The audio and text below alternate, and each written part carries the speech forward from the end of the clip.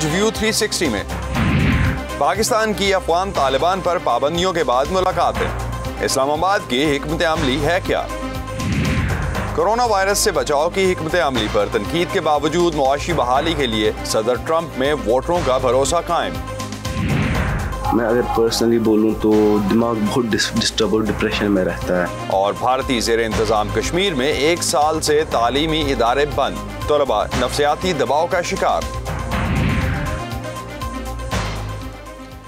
Voice of America Washington سے آپ سب کو خوش آمدید۔ آپ دیکھ رہے ہیں پروگرام ویو 360۔ میں ہوں اسد اللہ خالد۔ پاکستان آئے افغان طالبان کے وفد کی اسلام آباد میں اعلیٰ سطحی ملاقاتوں کو کابل اور واشنگٹن میں غور سے دیکھا جا رہا ہے۔ اس دورے میں طالبان کی اعلیٰ قیادت نے پاکستانی وزیر خارجہ شاہ محمود قریشی سمیت اعلیٰ حکام سے ملاقات کی۔ پاکستان کے دفتر خارجہ کے مطابق افغانستان کی سیاسی صورتحال اور بین الافغان مذاکرات پر تبادلہ خیال ہوا اور پاکستان نے افغان امن عمل کو سبوتاژ کرنے والے عناصر کے بارے میں بھی طالبان کو آگاہ کیا۔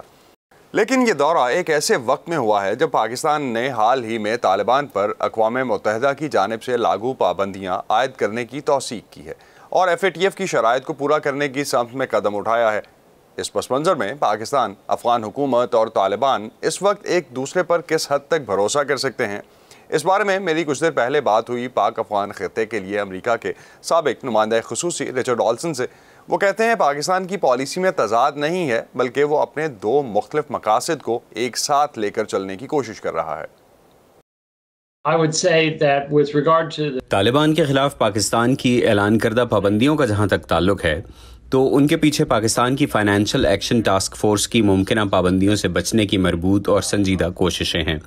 میرے خیال سے پاکستان کے فائنینشل ایکشن ٹاسک فورس کی گرے لسٹ سے نکلنے کے لیے یہ لازمی ہو چکا تھا اور پاکستان کے پاس اس کے سوا کوئی چارہ نہیں بچا تھا۔ تو میرا نہیں خیال کہ طالبان کے حوالے سے یہ پاکستان کی کوئی شعوری حکمت عملی تھی، بلکہ یہ پاکستان کے قومی مفاد کا سوال تھا۔ ایمبیسڈر، ایک طرف تو پاکستان افغان طالبان پر پابندیاں لگا رہا ہے اور دوسری طرف پاکستان کے طالبان کے ساتھ تعلقات، اس میں اسلام آباد کی کیا حکمت عملی ہے؟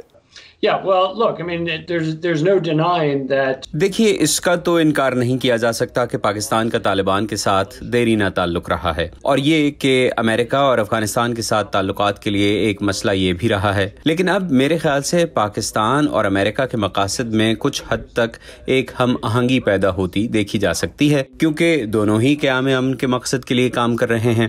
ملا برادر اور طالبان پولیٹیکل کمیشن کے حالیہ دوروں سمیت پاکستان کی اوور آل پالیسی کی تشریح بھی میں اسی طرح سے کروں گا۔ اس ملاقات سے پہلے پاکستان کے محکمہ خارجہ کی جانب سے جاری کیے گئے بیان میں کہا گیا کہ طالبان کے ساتھ ملاقات کا مقصد ان پر افغان حکومت کے ساتھ مذاکرات کے لیے زور ڈالنا ہے۔ یہ ایک اہم پیغام ہے، کیونکہ طالبان کو تو بہت عرصہ پہلے مذاکرات کی میز پر آ جانا چاہیے تھا، لیکن ان کے زیادہ تر مطالبات پورے ہو چکے ہیں۔ امریکی افواج کے انخلاء کا ٹائم ٹیبل دیا جا چکا ہے اور ان کے مطالبے پر زیادہ تر طالبان قیدی بھی رہا کیے جا چکے ہیں، اور یہ وہ پیغام ہے جو پاکستان انہیں دے رہا ہے۔ But at the same time, قیدیوں کی رہائی کے معاملے پر انٹرا افغان مذاکرات شروع نہیں ہو پا رہے۔ کچھ قیدیوں کی رہائی پہ تحفظات ہیں آسٹریلیا اور فرانس کو۔ اب یہ مسئلہ آگے چل کر کیسے حل ہوگا؟ It's important to remember what the text of the Doha agreement said. اس کے لیے دوحہ معاہدے کی یاد دہانی ضروری ہے جو 29 فروری کو طے پایا تھا۔ اس کے مطابق امریکہ افغانستان کی حکومت کے ساتھ 5000 تک قیدیوں کی رہائی کے لیے کام کرے گا۔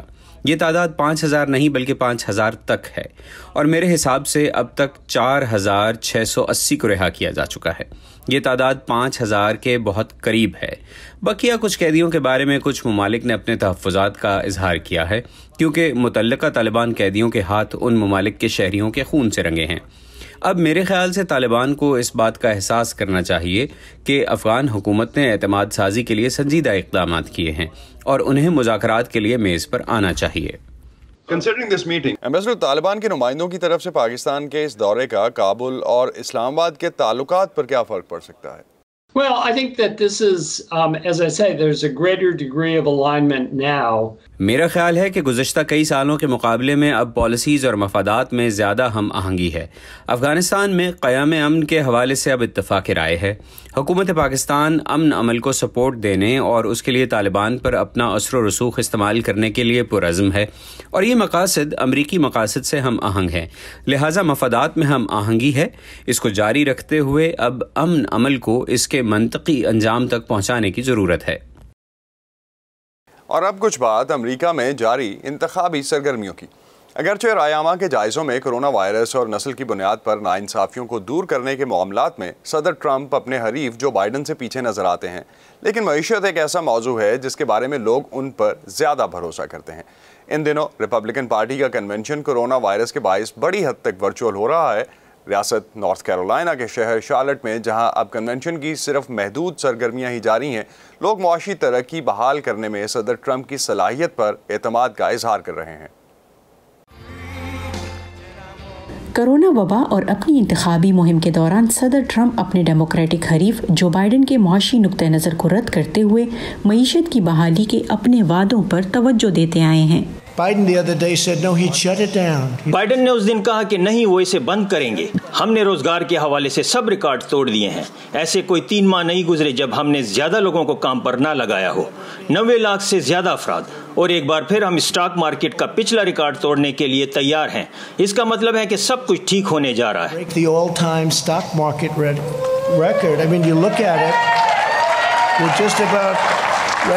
صدر ٹرمپ کو باقاعدہ طور پر ریپبلکن صدارتی امیدوار نامزد کرنے والے ڈیلیگیٹس یا پارٹی مندوبین کا کہنا ہے کہ انہیں اعتماد ہے کہ وہ امریکی معیشت کو ترقی دیں گے۔ کووڈ سے پہلے معیشت ناقابل یقین حد تک مضبوط تھی۔ آپ جانتے ہیں ہمارے ہاں بے روزگاری کی سطح میں ریکارڈ کمی تھی، اسٹاک مارکیٹ ہر روز ریکارڈ بنا رہی تھی، ہر جگہ معیشت واقعی مضبوط ہے۔ یہ وبا صرف عارضی ہے، یہ آخر کار ختم ہونے والی ہے اور کاروبار دوبارہ شروع ہونے والے ہیں۔ تو سوال یہ ہے کہ معیشت کی تعمیر نو کا تجربہ کس کے پاس ہے؟ وہ مندوبین بھی جو سماجی فاصلے کی وجہ سے کنونشن میں شرکت سے قاصر ہیں، موجودہ بے روزگاری کی ذمہ داری صدر پر نہیں ڈالتے۔ مجھے نہیں لگتا کہ لوگ کووڈ کے باعث شٹ ڈاؤن پر صدر کو ہی مورد الزام ٹھہرا رہے ہیں۔ شمالی کیرولائنا کے شہر شارلٹ میں مہمان نوازی کی صنعت میں کچھ کاروباری مالکان جو ریپبلکن نیشنل کنونشن سے حاصل ہونے والی آمدنی پر انحصار کر رہے تھے، ان کا کہنا ہے کہ انہیں صدر ٹرمپ کی معیشت کو بحال کرنے کی صلاحیت پر اب بھی یقین ہے۔ مجھے لگتا ہے کہ معیشت بہت اچھے انداز میں چل رہی ہے۔ میں سمجھتا ہوں کہ ہم ابھی معاشی نقطہ نظر سے ایک اچھی جگہ پر ہیں۔ مجھے صدر ٹرمپ کی اقتصادی پالیسیاں پسند ہیں۔ میرے خیال میں اگر صدر ٹرمپ ٹویٹس کم کر دیں تو انہوں نے پچھلے 1.5 ماہ میں عمدہ کام کیے ہیں۔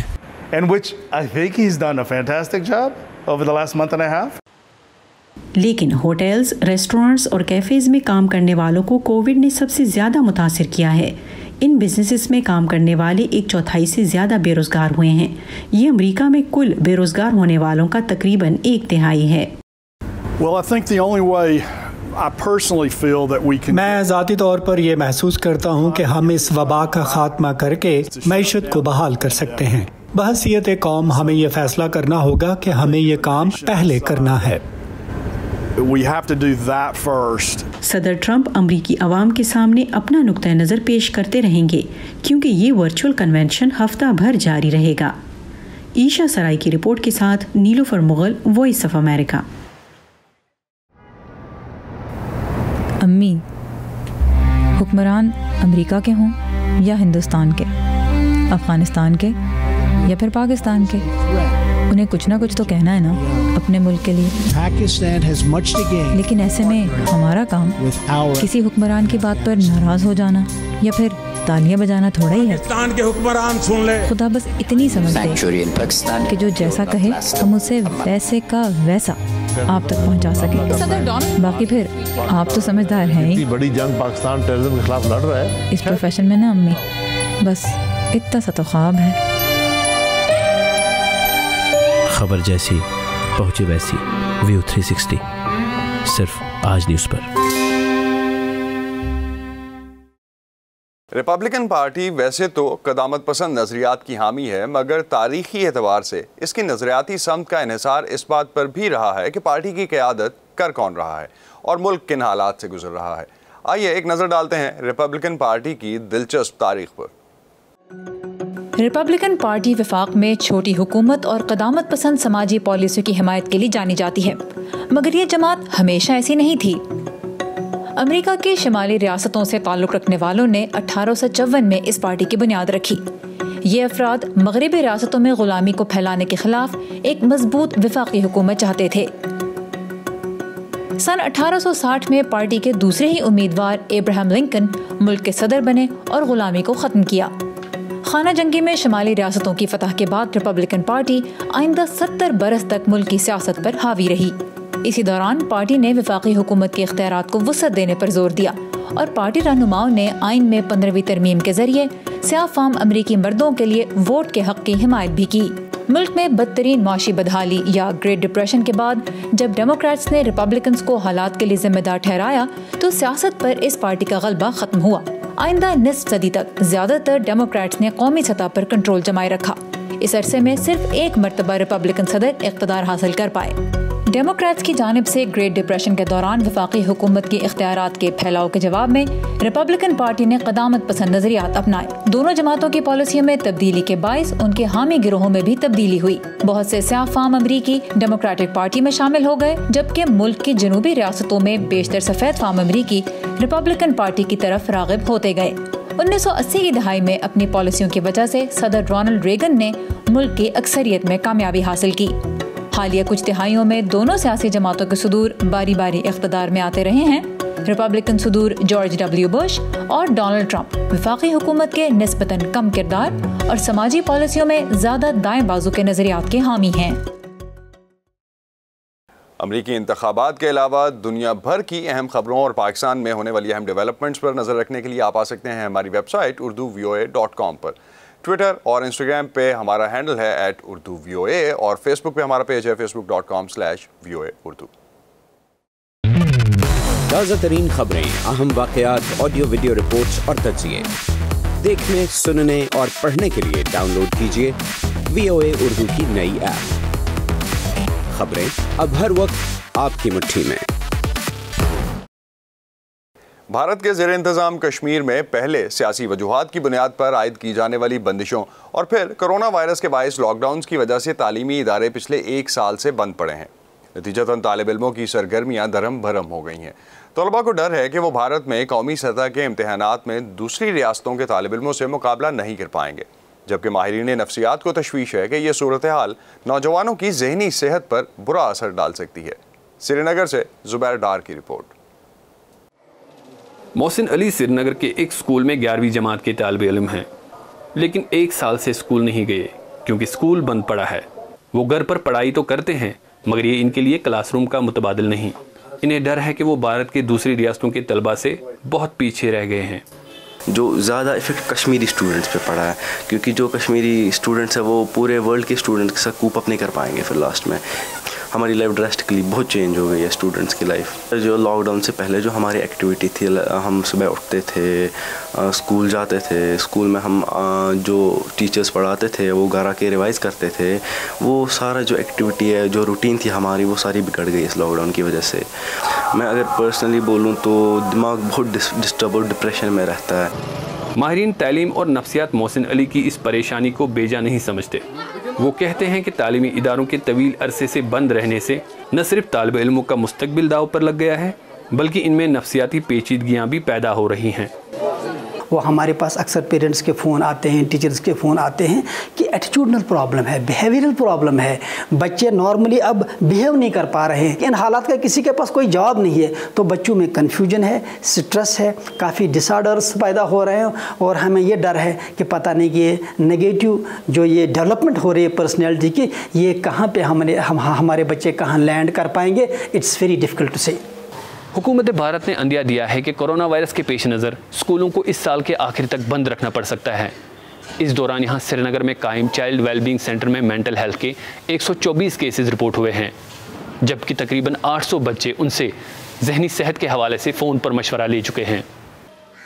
माहिर नफ्सियात खबरदार करते हैं कि अगर इस सूरत हाल पर जल्द काबू न पाया जाता तो तालिब इल्मों में नज़र आने वाला जहनी दबाव डिप्रेशन और मज़ीद संजीदा अमराज में बदल सकता है। और डोमेस्टिक वायलेंस जो रिपोर्ट की है, there is 72% increase in families. तो जब माँ बाप की भी जो जहनी सेहत है वो ठीक नहीं रही है तो बच्चों पर भी डबल असर उसका पड़ेगा। तो जब उनको अपना जो डेली रूटीन से उनसे हटाया जाए कि बाहर न जाना, ऐसे खेलना नहीं है, इम्पोर्टेंटली खेल कूद बंद हो गया, तो उनका नेगेटिव इफ़ेक्ट उन पर रहा है कि अगर अनकंट्रोल्ड रहा तो जो आज का मामूली स्ट्रेस है बच्चों को, कल वो डिप्रेशन में चेंज हो सकता है। भारत के ज़ेर इंतज़ाम कश्मीर में काम करने वाले कई मकामी और बैनुल अक़वामी सरकारी तंजीमों का कहना है कि वो अब अपनी सर्विसेज का दायरा बढ़ाने की ज़रूरत महसूस कर रहे हैं। There's a two aspect of mental health. One is curative and one is preventive. So definitely we are working on the preventive part, not a curative part. So curative part जो है हमारे पास 2-3 ऑर्गेनाइजेशन है वो curative part पे, जो अभी जो मुझे लग रहा है कि Save the Children now need to work in even for curative part also. But क्योंकि अभी हमारा परसेंटेज और ये बहुत ज़्यादा है और एरिया बहुत ज़्यादा है, तो अभी मतलब ऐसा JNK Save the Children feel that we should work on mental health. ताहम जम्मू कश्मीर के हालात पर नज़र रखने वाले बाज़ तजिया निगारों का कहना है कि इलाके में बरसों से जारी बदअमनी और गैर यकीनी नौजवान नस्ल पर गालिब आ चुकी है और इन्हें तेज़ी के साथ निगल रही हैं। इतना लगता है कोई रास्ता नहीं है तो सुसाइडल मोड बन जाता है। सुसाइडल में अब मिलिटेंसी है, उनके पास हथियार नहीं है, उनके पास ट्रेनिंग नहीं है, लेकिन फिर भी जाते हैं। तो हम देखते हैं आए दिन यहाँ बच्चे मरते हैं।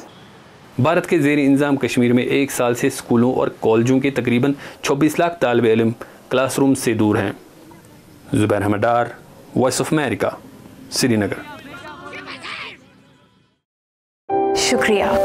शुक्रिया कोरोना से मुतासरा मरीजों का इलाज करने वाले डॉक्टरों का, अपनी सेहत खतरे में डालकर काम जारी रखने वाले नर्सिंग और पैरामेडिकल स्टाफ का, शुक्रिया पुलिस और सिक्योरिटी इदारों के अहलकारों का, फलाही इदारों और रज़ाकारों का, दर्स व तदरीस का सिलसिला जारी रखने वाले असातिज़ा का, शुक्रिया हुकूमती अहलकारों का, सहाफ़ियों का और आप सबका, क्योंकि हम सब मिलकर इस वबा को हराएंगे। लबनान के दारुल हुकूमत बैरूत की बंदरगाह पर होने वाले धमाके ने जहां मकामी अफराद की ज़िंदगियों को मुतासिर किया, वहीं ऐसे बहुत से लोगों को भी एक नई मुश्किल में डाल दिया है जो बेहतर ज़िंदगी की तलाश में लबनान आए थे। बैरूत में मुकीम शामी पनागज़ीन कहते हैं कि ऐसी तबाही उन्होंने जंग में भी नहीं देखी, जबकि लबनान में काम करने वाले लाखों गैर मुल्की घरेलू मुलाजमीन जो इस हादसे में अपनी नौकरियाँ और रिहाइश खो चुके हैं वापस जाना चाहते हैं, लेकिन कानूनी पेचीदगियों की वजह से फंस कर रह गए हैं। ये शाम से ताल्लुक़ रखने वाले अहमद सतीफ़ी हैं, जो अपनी बीवी और 2 बच्चियों को शाम में जंग की तबाहकारियों से बचाकर बैरूत के करंटीना नामी इलाके में आबाद हुए थे, लेकिन वो अपने अहले खाना को बैरूत की बंदरगाह के धमाके की तबाहकारी से ना बचा सके, जो महज चंद सेकंडों में लुक़मा अजल बन गए। उनका घर मलबे का ढेर बन चुका है, जिसमें दबी यादें उनके लिए दर्दनाक दास्तानें हैं। मेरा खानदान 2014 में जंग से फरार होकर यहाँ आया और यहाँ किराए पर एक घर लिया। धमाके के वक्त मैं यहाँ मौजूद नहीं था, कहीं बहुत दूर था। शाम 6 बजे के करीब धमाके की आवाज़ आई और धुआं उठने लगा। मैंने खुद को ढांपा, घर पहुँचा तो देखा कि मेरी बेटी दीवार से टकराकर मर चुकी थी। धमाके के वक्त हम सब यहाँ बाहर बैठे हुए थे। ये खुदा का करना था, वरना हम सब मर जाते। शाम ही से ताल्लुक़ रखने वाले उदय क़तान भी इस मोहल्ले के रिहायशी हैं, लेकिन वो और उनके रिश्तेदार इस धमाके में महफूज रहे। उन्होंने इस वाक़े की कुछ तस्वीर संभाल रखी हैं, लेकिन उन्हें देखना किसी अज़ियत से कम नहीं। ये फ्रिज और सब कुछ हम पर गिर गया, लेकिन खुदा का शुक्र है कि हम बच गए। आपने तस्वीरें देखी है ना? ये इलाका एक खंडर का मंजर पेश कर रहा है, जहाँ उदय और उनके रिश्तेदार मलबे के ढेरों के सामने अपने रोज़मर्रा मामूलात में मसरूफ़ नज़र आते हैं। इस धमाके के बाद लबनान में मुख्तलिफ ममालिक से ताल्लुक़ रखने वाले उन लाखों घरेलू मुलाजमीन को खास कर एक और बहरान का सामना है, जिनकी मुलाजमतें और मुआवजे पहले ही लबनान की ख़राब मईशत के बाइस ख़तरे में थे। इनमें से बहुत से अपनी रिहाइश और मुलाजिमतों से हाथ धो बैठने के बाद अब अपने मुल्क वापस जाना चाहते हैं। इस मकसद के लिए वो लबनान में अपने कौंसिल खानों के बाहर एहतजाजी मुजाहिरे कर रहे हैं। ہم تمام حکومتوں سے اپیل کرتے ہیں کہ وہ لبنان سے ان افراد کے انخلاء کے لیے نہ صرف ٹھوس اقدامات کریں بلکہ دستاویزات کے بغیر افراد کو بلا مشروط ان کے ملک واپس بھیجنے کا انتظام بھی کریں ان کی جانیں بچانے کے لیے۔ تاہم لبنان میں کام کی غرض سے داخل ہونے کے لیے رائج متنازع کفالہ اسپانسرشپ سسٹم کے تحت یہ تارکین وطن اپنے آجر کی اجازت کے بغیر کسی صورت بھی اپنے کانٹریکٹ کو ختم نہیں کر سکتے، کیونکہ ایسا کرنے سے لبنان میں ان کی قانونی حیثیت ختم کی جا سکتی ہے۔ انسانی حقوق کی تنظیمیں اس قانون کو غیر انسانی قرار دیتی ہیں۔ بیروت دھماکے نے معاشی مشکلات اور سیاسی انتشار کے شکار اس ملک کے مسائل میں مزید اضافہ کر دیا ہے۔ اس سے متاثرہ افراد اپنے مستقبل کے بارے میں غیر یقینی کا شکار نظر آتے ہیں۔ فائزہ بخاری، وائس آف امریکہ، واشنگٹن۔ چین میں آباد کئی ویگر مسلمانوں نے حکومتی کریک ڈاؤن سے بھاگ کر ترکی میں پناہ لے رکھی ہے۔ مبصرین کا کہنا ہے کہ چین کی حکومت کے قائم کردہ اصلاحی مراکز میں رہنے والے ویگر مسلمانوں کی حالت حراستی کیمپوں میں رہنے والوں جیسی ہے۔ چین اب ویگروں کی جانب سے تنقید کو دبانے کے لیے ترکی پر دباؤ بڑھا رہا ہے، جس کے باعث ویگر پناہ گزین ترکی میں بھی اپنے مستقبل کے بارے میں فکر مند ہیں۔ ترکی میں ایک حالیہ مظاہرے کے دوران ویگر کمیونٹی کے سرگرم کارکنوں نے شکوہ کیا کہ وہ وہاں بھی چین کے خلاف آواز بلند نہیں کر سکتے۔ اس سے پہلے ترک پولیس نے ان کارکنوں کو گرفتار کر لیا تھا جنہوں نے اپنے خاندان کے ان افراد کی تصویروں والی ٹی شرٹس پہن رکھی تھی جنہیں چینی حکام نے حراست میں رکھا ہوا ہے۔ پولیس نے کہا کہ اب تم جا سکتے ہو لیکن ان ٹی شرٹس کے ساتھ نہیں۔ ہم نے پوچھا کیوں؟ افسر نے کہا کہ تم نہیں پہن سکتے، تمہیں انہیں الٹا کر کے پہننا ہوگا۔ ہمیں مجبور کیا گیا کہ ہم یہ قمیض الٹی کر کے پہنے، جس سے نہ صرف ہماری بلکہ ہماری ماؤں اور بھائیوں کی بھی عزت نفس مجروح ہوئی۔ ترکی ان ممالک میں سے ہے جہاں بڑی تعداد میں ویگر مسلمانوں نے پناہ لے رکھی ہے۔ ان کی اکثریت استنبول میں مقیم ہے۔ عبد الرحیم امین فراج 7 برس پہلے استنبول آئے تھے۔ ان کی اہلیہ چین کے ایک حراستی مرکز میں ہیں۔ عبد الرحیم کو خطرہ ہے کہ چین پر تنقید کر کے وہ اب ترک حکام کا ہدف بن گئے ہیں۔ پولیس نے مجھے ایک ریسٹورانٹ میں بند رکھا اور پھر مجھے پولیس اسٹیشن لے گئے۔ انہوں نے مجھے ایک دستاویز پر دستخط کرنے کو کہا۔ اس میں لکھا تھا کہ یہ شخص ایسی تنظیموں سے تعلق رکھتا ہے جو ترکی کے لیے خطرہ ہیں۔ میں نے کہا میرا ان گروہوں سے کوئی تعلق نہیں اور میں اس پر دستخط نہیں کروں گا۔ انسانی حقوق کے لیے کام کرنے والے وکیل ابراہیم ایرجن کا کہنا ہے کہ عبد الرحیم جیسے کیس عام بات ہیں۔ لوگوں کو بغیر ثبوت کے غیر ملکی دہشت گرد یا جنگجو ہونے کے الزامات میں حراست میں رکھا جاتا ہے۔ ہم جانتے ہیں کہ چین ترک وزارت خارجہ، وزارت داخلہ اور سیکیورٹی فورسز پر زبردست دباؤ ڈال رہا ہے۔ ان حکام سے ہماری بات چیت کے دوران ہمیں بتایا گیا تھا کہ 5 سے 10 ویغور مسلمانوں کو چین کے حوالے کرنے سے ترکی کو معاشی اور سیاسی فائدہ حاصل ہوگا۔ سابق ترک وزیر اعظم احمد داوتوگلو اردوان حکومت پر ویگر مسلمانوں کی قربانی کے بدلے چین کے ساتھ معاشی تعلقات مضبوط بنانے کا الزام عائد کرتے ہیں۔ صدر اردوان نے ان الزامات کو مسترد کرتے ہوئے کہا ہے کہ ترکی نے لاکھوں افراد کو اپنے ہاں پناہ دی ہے۔ جیسے جیسے ویگر افراد پر چین کے جبر کی خبریں باہر آ رہی ہیں، ترک لیڈر عالمی سطح پر چین کی مذمت سے اپنے آپ کو باز رکھے ہوئے ہیں۔ اس خاموشی سے عبد الرحیم جیسے ویگر اضطراب کا شکار ہو رہے ہیں۔ حکام نے خاموشی اختیار کی ہوئی ہے اور اس خاموشی کی وجہ سے میں خوفزدہ ہوں۔ میں اپنے مستقبل کے بارے میں بات نہیں کر سکتا، اگر کروں تو ڈراؤنے خیالات میں پریشان ہو جاتا ہوں کیونکہ میرا مستقبل ایک انجانے اندھیرے میں ہے۔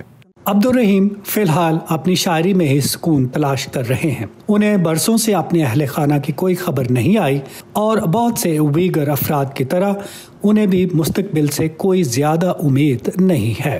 ڈورین جونز کے ساتھ ندیم یعقوب، وائس آف امریکہ۔